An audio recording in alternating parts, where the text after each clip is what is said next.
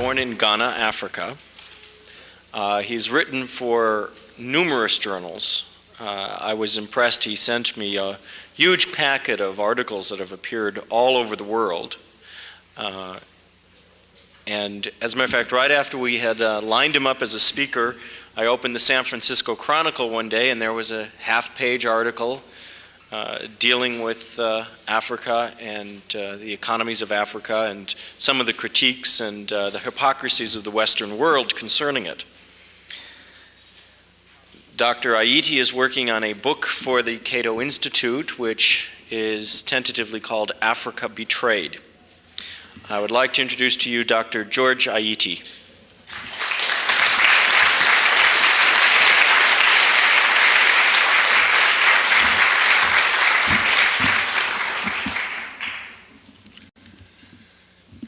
First of all, I'd like to thank Jim for a very wonderful introduction.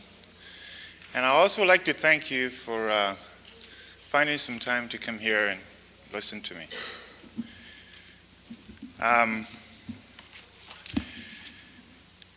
I think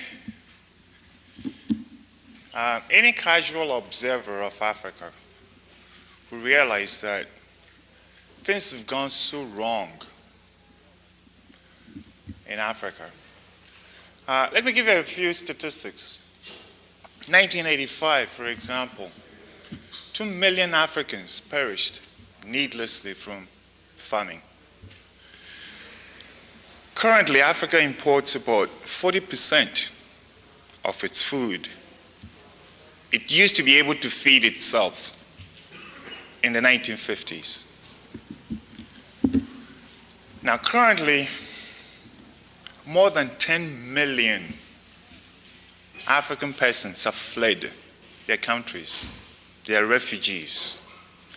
Now, I'm not even counting those who are trapped in their own countries. You have civil wars. I call them senseless civil wars raging on in at least 15 African countries. In Angola, Mozambique, Ethiopia, Sudan. Income per capita for many African countries today are much, much lower than what they were in the 1960s.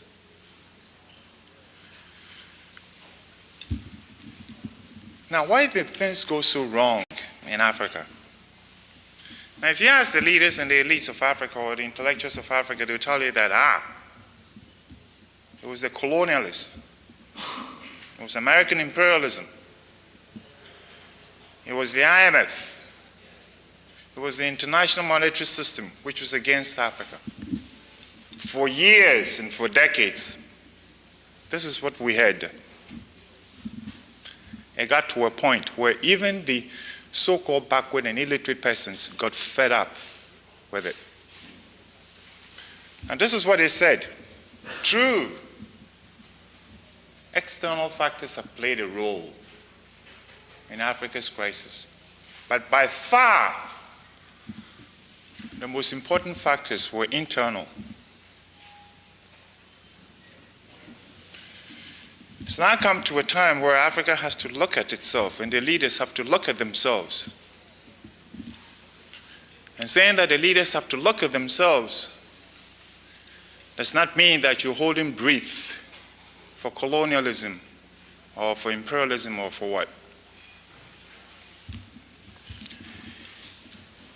If you take, say, a cup,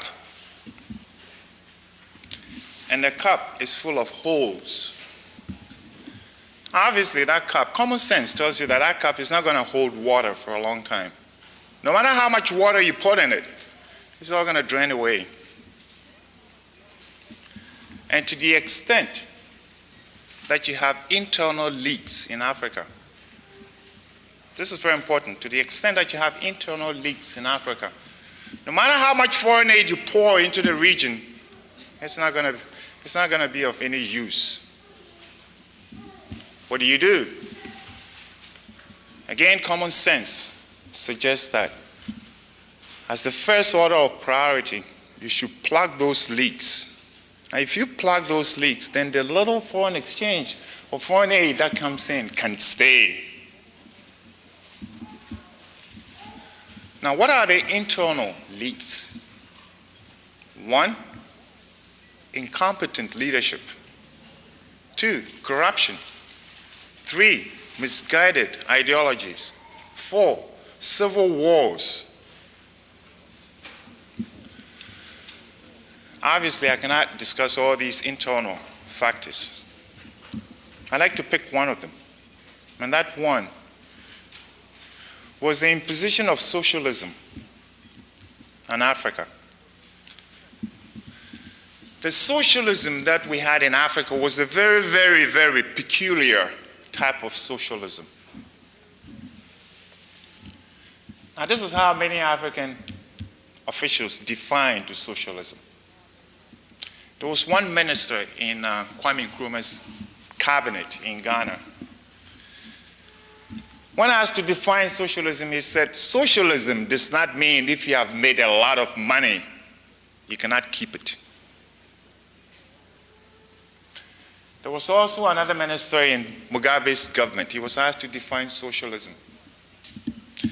Now he said, in Zimbabwe, socialism means that what is mine, but what is yours, we share.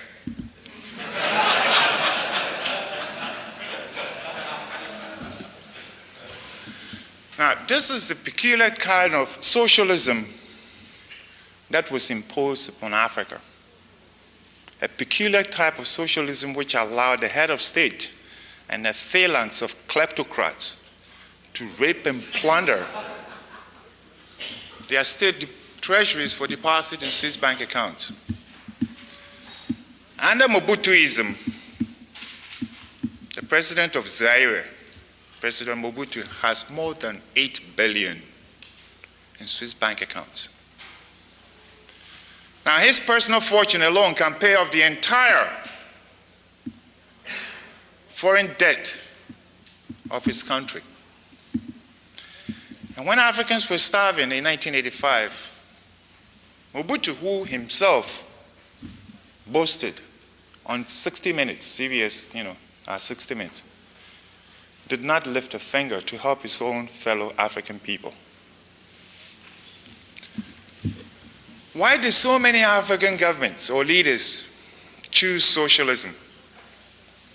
The reason why they chose socialism was because they felt colonialism and capitalism were the same. In fact, Lenin said capitalism was the extension of colonialism and imperialism. So when we gained our independence, African leaders didn't want to have anything to do with capitalism. It was exploitative. We wanted socialism because socialism was what we needed to fight the imperialists. Now, this is what Nkrumah of Ghana said. And also Nyerere of Tanzania said, well, capitalism encourages individual acquisitiveness and competition. We don't want that. We want social justice. So we want socialism. So a lot of African leaders adopted socialism as an ideology. And by that ideology, socialism meant state participation in the economy.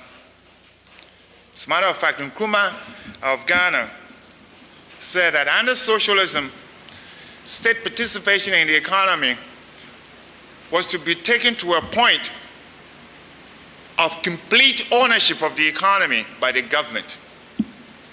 Very, very, very frightening.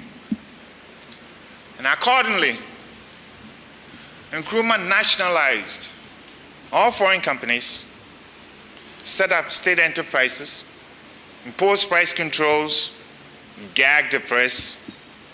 Anybody who spoke out against Nkrumah was locked up. At the time of independence, Ghana's per capita income was $200 per head. And Ghana also had a respectable foreign exchange reserves of 400 million. 3 years into Nkrumah's socialist experiment, Ghana was bankrupt and borrowing money. Now, when Nkrumah was overthrown in 1966, Ghana had a foreign debt of about $1 billion with nothing to show for. We had all these state enterprises, but they were so hopelessly inefficient that in 1983, for example, about 20% of those state enterprises were producing using 40% of their capacity, industrial capacity. The rest was just, making losses upon losses upon losses. We had, a Black Star Line shipping agency. And it had so much redundant staff that in 1984, about 284 of them were paid for 3 years to stay home. It was not only in Ghana that you had all these state enterprises, Tanzania, Somalia. Somalia, for example, under socialism, state enterprises, Somalia built a plant to box bananas. But the amount of bananas the plant needed to break even exceeded the entire national output of bananas. A lot of the industries that were acquired under state ownership and also under state socialism were so haphazardly acquired that they were inefficient and very, very poorly designed. Ghana also built a state sugar factory. It took 3 years to complete that factory in 1979. And when it was completed, that factory laid idle for a year because somebody forgot to install a water supply system. If you go to Tanzania, for example, if I could give you a few statistics, many of the state enterprises established under Nyerere have been so grossly bloated, and also many of them are simply just not paying their way.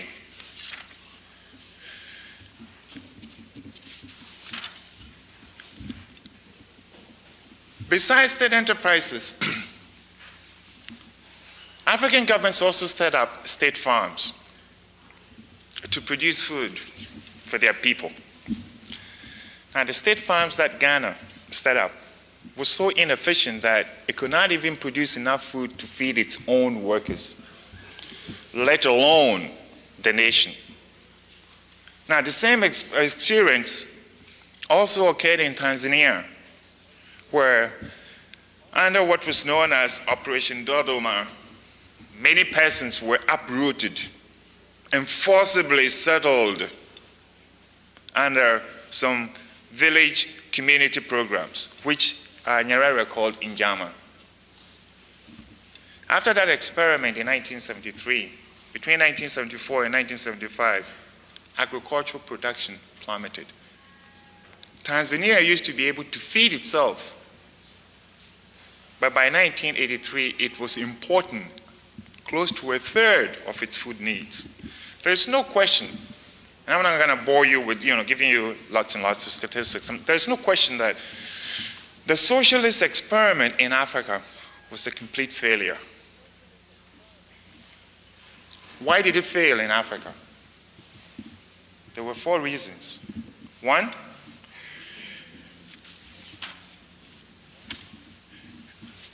socialism created a very huge and unwieldy state bureaucracy. And that bureaucracy was characterized by waste, inefficiency, and mismanagement. The second reason why socialism failed in Africa was because the ideology itself created a whole paraphernalia of controls and regulations. Now, this is important. The controls and regulations breed corruption. Now, the problem is, when corruption appeared in Africa, because of controls. African governments wanted to correct the corruption, so they imposed more controls, as if more of the bad medicine will cure the patient. The third reason why socialism failed in Africa was because it resulted in an extreme concentration of powers in the hands of a tiny minority. That's the ruling elites. And this power in much of Africa was used to suppress. I should say that that power was abused, used to suppress the peasant majority. If you take a look at across Africa, there are two classes. You have the elite minority, and you have the peasant majority in almost every African country. The elite minority has concentrated all the power in itself and does not share power with the peasant majority. Now, there are 41 black African countries, and only 2 of them allow the peasant majority the right to vote. Many of these African leaders calling upon South Africa to give blacks the right to vote, which they should have, nobody questions that, themselves do not allow their own black African people the right to choose and vote for their leaders.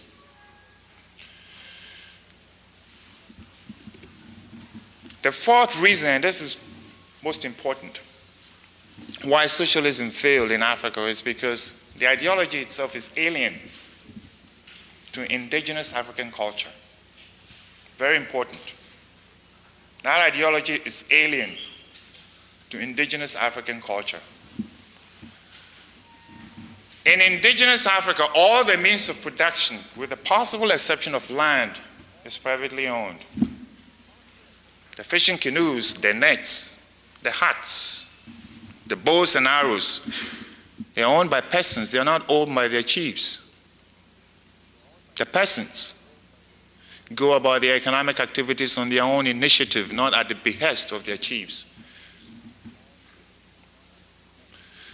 And when the peasants produce any surplus, they take these surpluses to village markets. And now these village markets have always been open and free. The chiefs do not impose price controls on their peasants. And when the peasants make any profit, it's theirs to keep, not for the chief to expropriate. There were free markets in Africa before the white man set foot on the continent. And there was free trade on the continent before the European colonialists arrived. Before the explorers arrived in Africa, there were free trade routes, crisscrossing. In fact, Africa was there was a dense web of trade routes crisscrossing the continent. The most notable ones were those crossing the Sahara. And you have, trans-Saharan trade. These trade routes were in existence as far back as the 9th century. Africa was, quote unquote, discovered in the 16th century.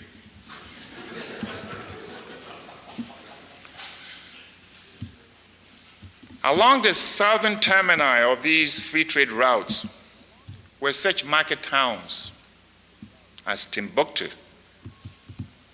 Timbuktu was a great market town, free trade market town. And Kano, Msalaga. There were also empires in Africa. There was the Mali Empire, there was the Ghana Empire, there was the Songhai Empire, and also the great Zimbabwe Empire. The fortunes of these empires were built on free trade. This was what was there before Africa was colonized. The peasants are enterprising individuals, and they engage in trade and sell their produce on open free markets. In the traditional system, the chiefs do not operate state enterprises.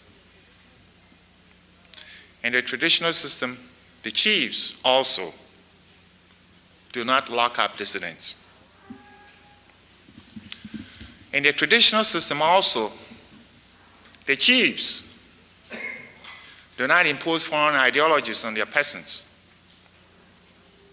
or impose themselves on their peasants, nor does the chief declare himself president for life.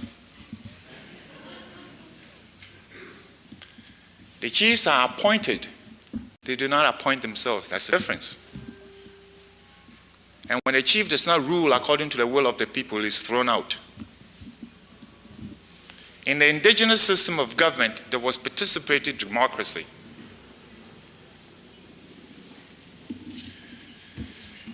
If you go to Ethiopia or Addis Ababa, you find the portraits of Marx and Lenin.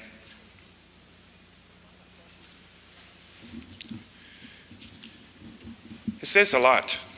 And this is what it says. Now, here we are, black Africans. In the 60s, we said we did not want the white colonialist. So we hauled down the portraits of the European monarchs. And in Ethiopia, we put up the portraits of another set of white aliens.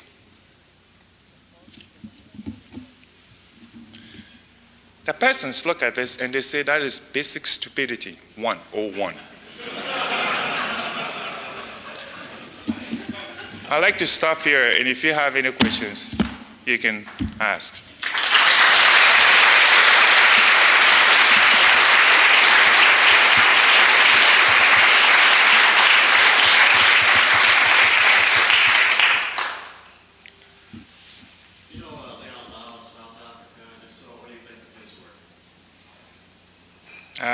I have read his book, After Apartheid, The Solution.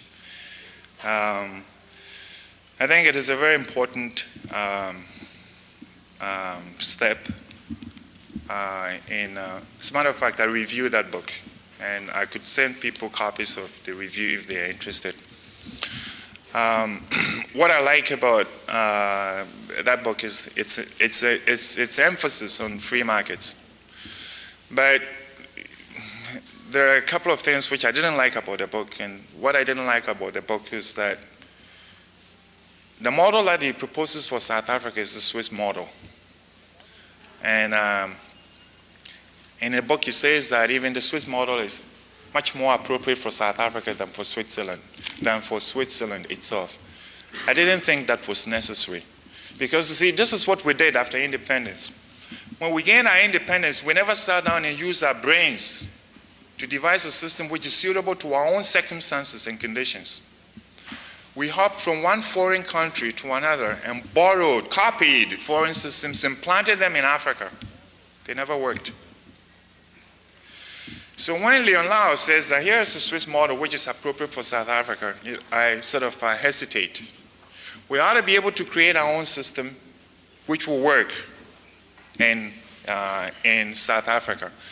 And there's one thing which I'd like to put across to you, and that is, whatever system that is installed in South Africa, there's one condition which must be demanded, and that is anybody who runs for federal office in South Africa must win at least 20% of his vote from a race or a tribe other than his own. Think about it. If we had done this in independent Africa, and if you needed 10% of your vote from a tribe other than your own, we would have built bridges to the other tribes to try and win their votes instead of slaughtering them.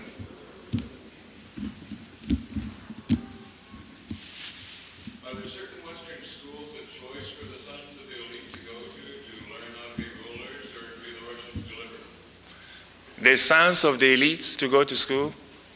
Yeah, certain schools in England or somewhere else where they get their training in ideology.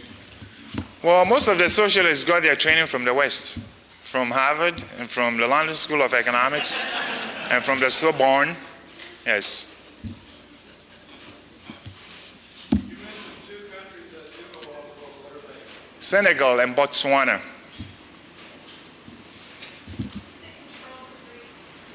Corruption. Pardon me? Yes. Let's take Egypt, for example. Before you get a permit to build a house, you must go through 32 separate stages of, getting approval.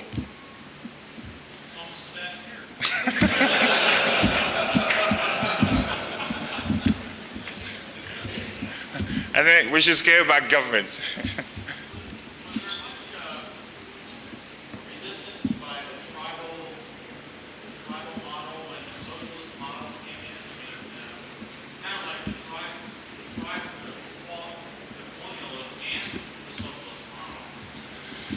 Well, we had no chance. Most of the power was concentrated in the hands of just one individual. Take a look at Zimbabwe, for example. You can't criticize Mugabe.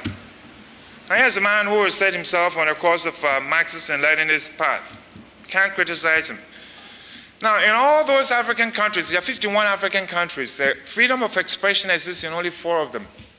4: Botswana, Senegal, Mauritius, and possibly Nigeria. Kenya is beginning to unravel. Sad. I personally believe that the most effective aid that America can ever render for Africa is to help reinstitute Africa's own indigenous freedom of expression. Because there are many Africans like me who would like to speak. Now, I can speak like this in Africa, there's no way. But I'd like to be able to speak like this in Africa. Are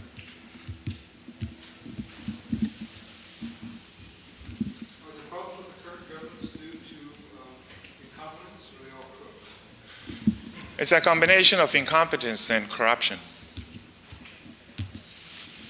What do you think is going to happen in Africa over the next, say, 15 years? It is almost everybody. This is important. Almost everybody realizes that things have gone wrong, and almost everybody also realizes that Africa will be indispensable to the West. Africa is the source of many strategic minerals: gold, diamonds, cobalt, some oil, manganese, bauxite, vanadium, rhodium. So the West can't do without Africa. Africa is too vital for the West's economic security. But the place is racked up by, ravaged by a crisis. How do you solve it? 2 problems.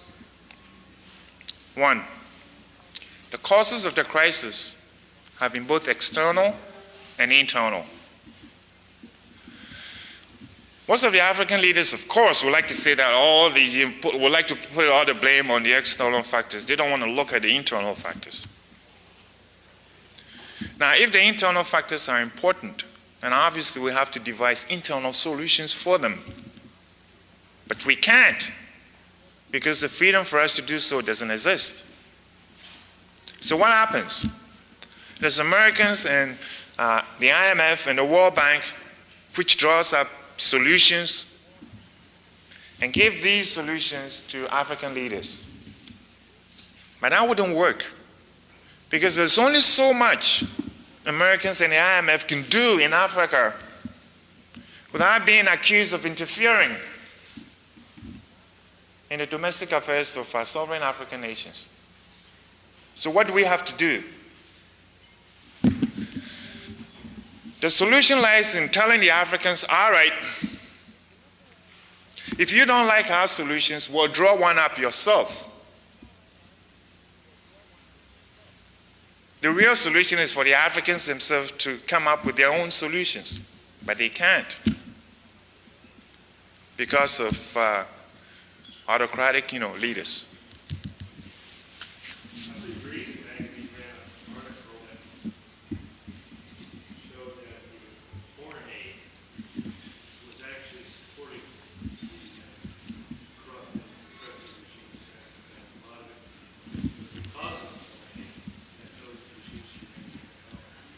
Oh yes, you take a look at Zaire, for example.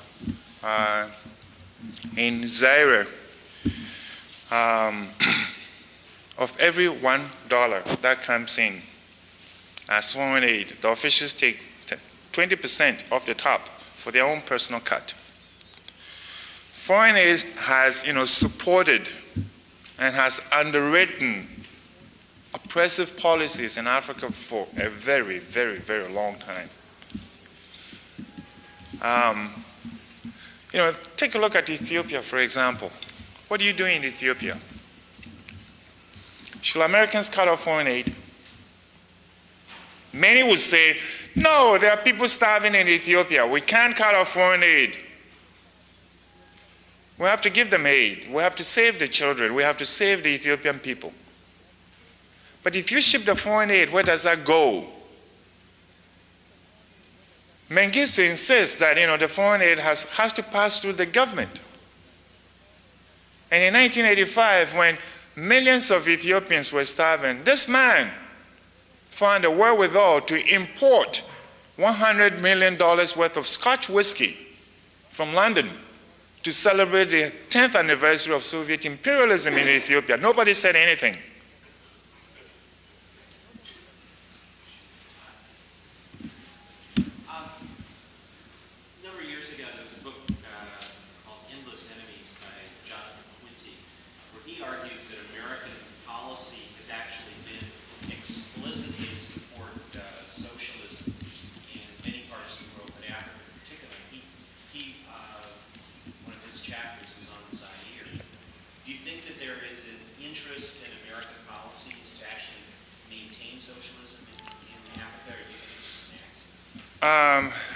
I think it was more of an accident. More of an accident because, let me explain this. See, when we gained our independence and we wanted to develop, there were so many, let me use the word foreigners, who wanted to help us. Which road should we take? Should we take the capitalist road, or should we take the socialist road, or should we take what road? At that time, nobody had any idea of the psychological makeup of the African peasant, the majority of Africans. Nobody understood them. There were a lot of misconceptions and myths about this peasant. Nobody even knew that there were village markets in Africa. So we had planners who came to Africa and said, well, you can't rely on the market because the market doesn't function. You can't rely upon the market because the peasant doesn't respond to market incentives. What you got to do is to have the state plan this and plan that and plan that. So African governments drew up very ambitious development projects and plans, came to Washington, handed it over to the American government. The American government said, yes, we're going to support you. Because you see, the American government itself didn't understand what was there. So what I'm saying is that if you want to help the peasants, common sense says that you got to understand those that you're going to help. And you got to understand their system. What is their system? Their system is a free market system. The peasants are free enterprises. What they grow on their plots of land are for their own individual decisions to make, not for the chief to dictate to them. Does that market system exist at all among the indigenous people now? Do they still have their market? That system, the indigenous system, came under unrelentless assault after independence by our own leaders. As recently as 1983, the government of Ghana was blowing up indigenous markets. Yes, and burning down indigenous markets. Why? Because the peasant food traders would not sell their produce at government-dictated prices. And the government was locking them up. The government was locking up and throwing up these food producers in jail. In 1984, After so many of them had been thrown into jail, the government realized that it didn't have the food to feed them. Common sense. Of course, if you jail up all the food traders, where the hell are you going to get your food? 30 of them, by the way, died in prison. I wanted to ask a little bit about Burkina Faso next door to Ghana, where there was a sort of a charismatic socialist leader who was very anti-corruption, and he was recently overthrown and executed in a coup by a more free market-oriented person who seems to be a little bit more corrupt and building more state enterprises now. Could you comment on that?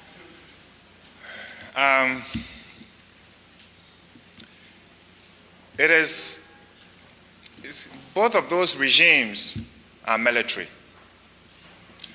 And I personally do not go for military regimes in Africa, because the military has been the scourge of Africa. If you take the African countries which are considered to be economically, the economic basket cases, Ethiopia, Angola, Ghana, Liberia, Nigeria, Zaire, Uganda, Somalia, all these are economic basket cases. They're all being ruled by military dictatorships. There's a correlation between military regimes and, the economic performance. Soldiers do not know how to run economies. Even the soldiers, the military that we have in Africa, they can't even do battle with armed robbers in their own countries, let alone defend their countries. In Ghana, from what I know, one of the biggest industries is cocoa. And is that state-owned? And if it is, how would you envision turning that into a free enterprise? Ghana's derives about 65% of its foreign exchange earnings from cocoa.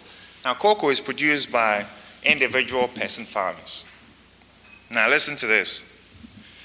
The individual peasant farmers can sell their cocoa to only one buyer, and that is the State Cocoa Marketing Board. Now, the State Cocoa Marketing Board sets the price it's going to pay the producers. All right? So if you produce cocoa and you don't like the price that the state is paying you have very little choice.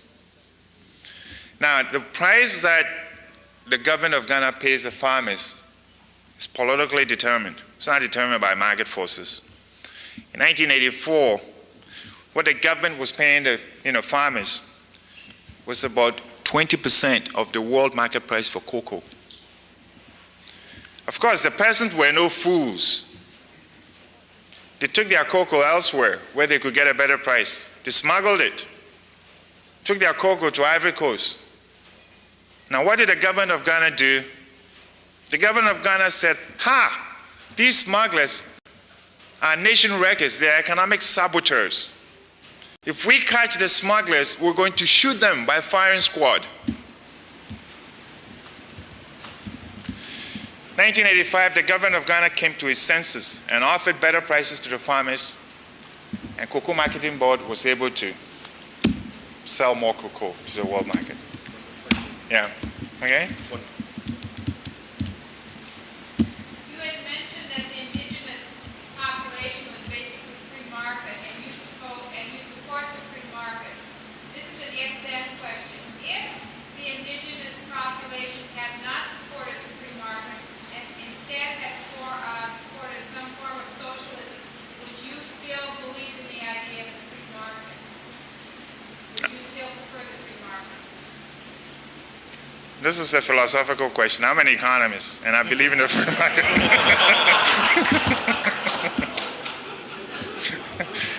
I'm an economist, and I believe in the free market system. Regardless of whether the indigenous population... Yeah, but when we come to development, it happens that the indigenous people are free enterprises. The reason I asked the question is you seem to indicate that earlier at a question about Liano that if an idea was not indigenous, that there was something wrong with bringing it into a system. And No, I guess I'm expressing an opinion. I'm trying to find out if an idea is good, does it matter where it comes from?